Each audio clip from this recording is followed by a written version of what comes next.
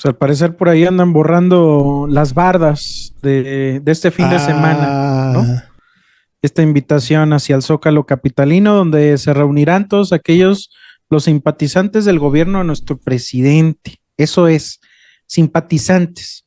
Aquellos que también están en desacuerdo con que se haya tenido una supuesta reestructuración. Yo no veo reestructuración en el INE, yo veo un retroceso constante de poner en ese órgano que no es autónomo al parecer, en ese órgano poner nuevamente con dedazo a sus líderes, quienes le sigan permitiendo ganar, hacer fraude, hacer lavar dinero al parecer y llevarse una tajada del pastel. Pues borraron las invitaciones, Víctor, pero las invitaciones al Zócalo capitalino las cambiaron. ¿Por qué? Fíjate que algo muy curioso, durante el fin de semana pasado, en la Cuauhtémoc borraron la invitación para que el pueblo de México acudiera al Zócalo capitalino para acompañar al presidente al evento al que está convocando. Sin embargo, inmediatamente después de que terminaron de poner la invitación en una de las bardas de la Cuauhtémoc, inmediatamente llegó la policía y dio instrucciones para que se borrara eso. Y lo que quedó después de esto, ya ves que traen una guerra por ahí, Claudia, bueno, más bien Sandra Cuevas con Claudia Sheinbaum, que trata de minimizarla, que trata de hacerla ver mal. Bueno, pues a raíz de todo esto, quitan la invitación y dejan algo que nadie nos esperábamos.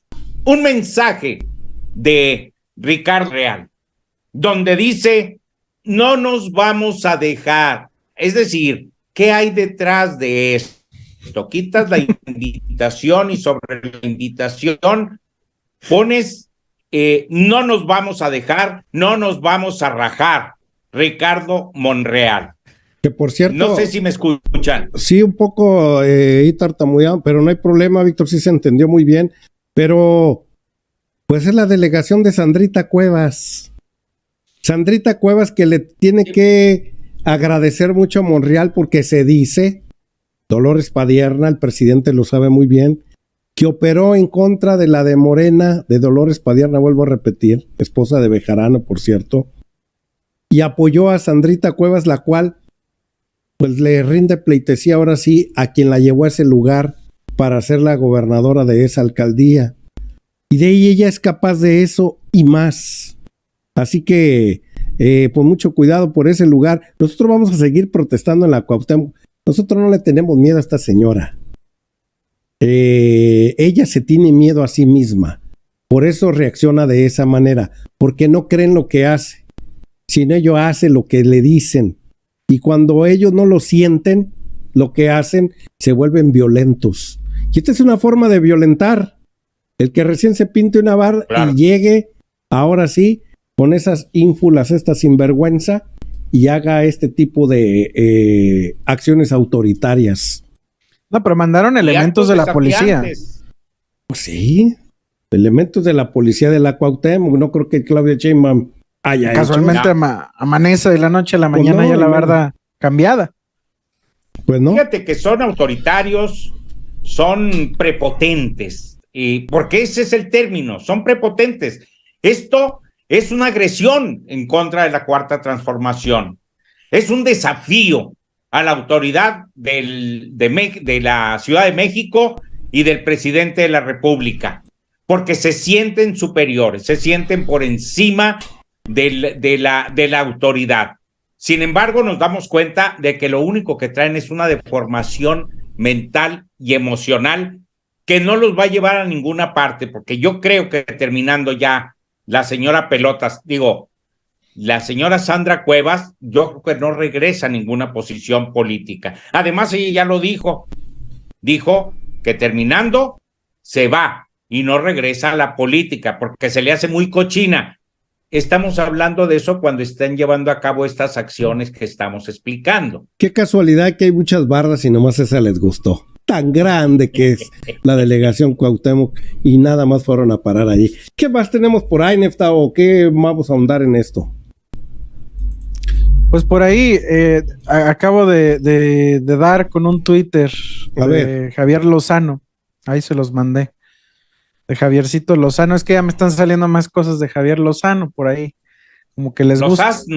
Lozano. Al parecer Javier Lozano está muy enojadito porque sí está en el ojo del huracán y más cuando se está pidiendo justicia para los niños de la guardería ABC, aquellos que fueron víctimas y los padres, pues sí, que perdieron a sus hijos. Y Arturo Saldívar, pues habla sobre cómo el Estado, por Calderón, cómo es que fue manipulado ese caso. Uh-huh. Javier Lozano dijo: a ver, miserable Arturo Saldívar, recordarás que me pediste cita en la transición del 2006 para rogarme que le dijera a Felipe Calderón y a Margarita que tomara esto en cuenta, que nada tenías que ver con Góngora Pimentel y que serías fiel y leal a su proyecto. Te quieres purificar. Eso es lo que dice. No sé si puedo poner este fragmento. Sí, son camaradas los del Chamuco. Un saludo para allí al el finado Helguera, que ya no está, hombre. Pero sí a todos los chamucos que están allí en este momento. A Hernández, al Monero Rapé y al Fisgón. Échale, Nefta. Por ejemplo, un presidente como Felipe Calderón, que amenazaba, que intimidaba, por ejemplo, un presidente como Felipe Calderón, que amenazaba, que intimidaba, que ordenaba que no se respetaran los derechos humanos, que fabricaba culpables, y un sexenio donde de manera reiterada se violaban los derechos humanos de todas las personas, y hoy viene a hablar de Estado de Derecho. Eso verdaderamente me llama mucho la atención, y me llama más la atención que nadie repare sobre eso. Sí, claro. ¿A ti te amenazó directamente? Por supuesto. A mí me amenazó el régimen de Calderón. Hay una experiencia directamente con la Secretaría de Seguridad, sí, al mando de Genaro García Luna. Efectivamente, yo tuve dos momentos, digamos, complicados con el presidente Calderón. El primero fue cuando se dio el asunto de la guardería ABC, que yo presenté un proyecto responsabilizando a altos funcionarios de su gobierno, del gobierno del Estado y del municipio donde había ocurrido esto. Obviamente hubo una operación de Estado en la Corte para que este asunto no pasara. Solo votamos a favor de mi proyecto Juan Silva Mesa, Olga Sánchez Cordero y yo. Y ahí hubo un enfrentamiento fuerte con el secretario de Gobernación, Fernando Gómez Montt, y una operación mediática muy fuerte. En esa reunión, en esa sesión de la Corte, hubo algunos ministros que leyeron como su dictamen los documentos, los memorandan que nos habían ido a llevar las autoridades. ¿De veras? Sí.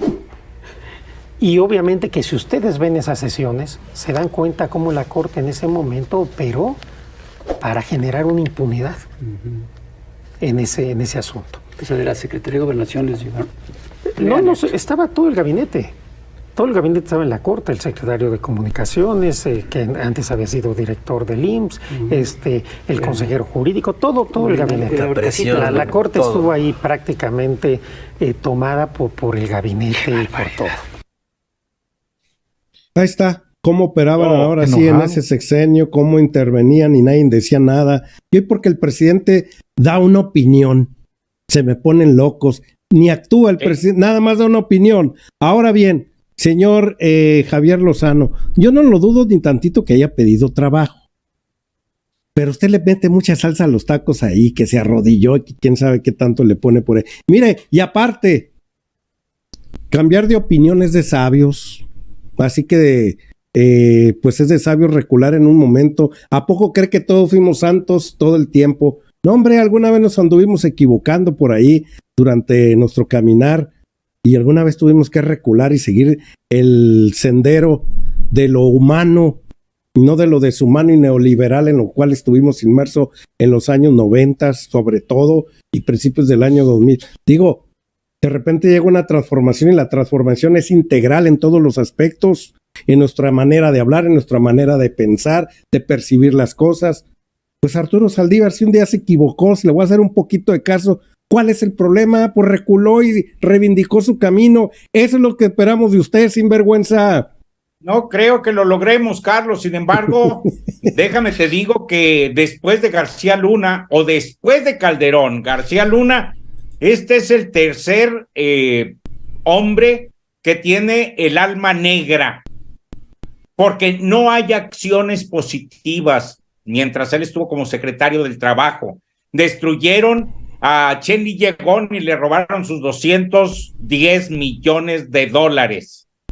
Destruyeron Mexicana de Aviación, destruyeron Luz y Fuerza del Centro con cerca de 400,000 trabajadores. O sea, no tiene vergüenza. Si tuviera un poquito de vergüenza, estaría metido en su madriguera. A ver, Victoria, ¿hablas que destruyeron qué? Luz y Fuerza del Centro. ¿Qué más? Mexicana de Aviación. Dime qué construyeron. Exactamente. No hay luz. Nada. No nos han regalado nada positivo.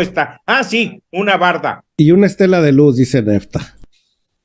Hazme tú el recado. Eso es todo lo que construyeron, Vittorio.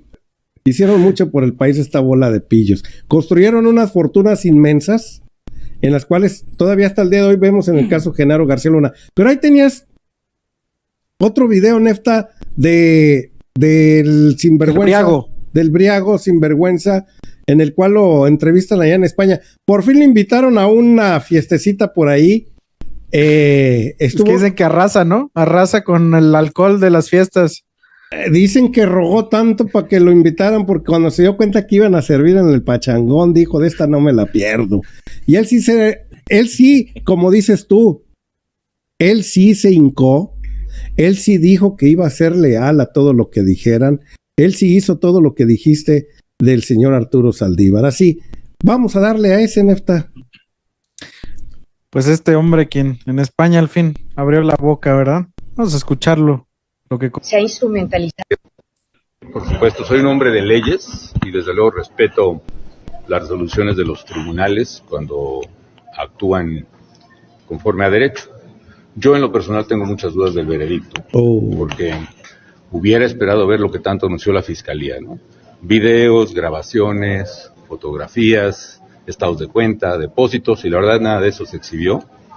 Todo fue en base a testimonios de criminales. No, es que cuando dijeron que contaban con videos que lo tenía la DEA, ahí dijeron, no metan a la DEA, porque están inmiscuidos la DEA y claro. Estados Unidos, ahí no, digo, por eso al parecer no. Tantas evidencias, porque se evidenciaba también a la CIA, a la DEA y al FBI, todo eso lo quitaron. Es que no vio el juicio, yo creo. Pues no, ¿cómo va a haber el juicio de su amigo de que lo hizo ser uno de los expresidentes narcotraficantes más grande de México? Confesos, que por cierto, a la mayoría de ellos nosotros en nuestro gobierno perseguimos, capturamos y extraditamos. Usted se defendió, se defendió porque comentó que se ha instrumentalizado el Hayo políticamente. A ver, pon esto. Contra... ¿Quién capturó al rey Zambada? ¿Se acuerdan? No. Acuérdense, iba vestido de laciado. Sergio Villarreal el Grande. Sergio. Sí. O sea, no fue ni Calderón. O sea, fue un sicario. Que era socio de estos sinvergüenzas y que eran los policías y que ellos son los que... Bueno, síguele.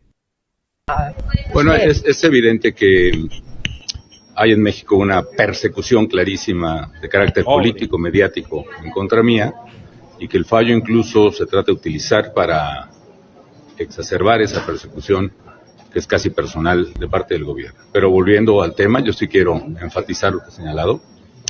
Yo soy un presidente que actúa conforme a la ley, Yo he sido el presidente que más ha combatido el crimen organizado en México, que no he dado ni tregua ni cuartel en el combate a los criminales y a todos los cárteles, incluyendo al llamado cártel del Pacífico.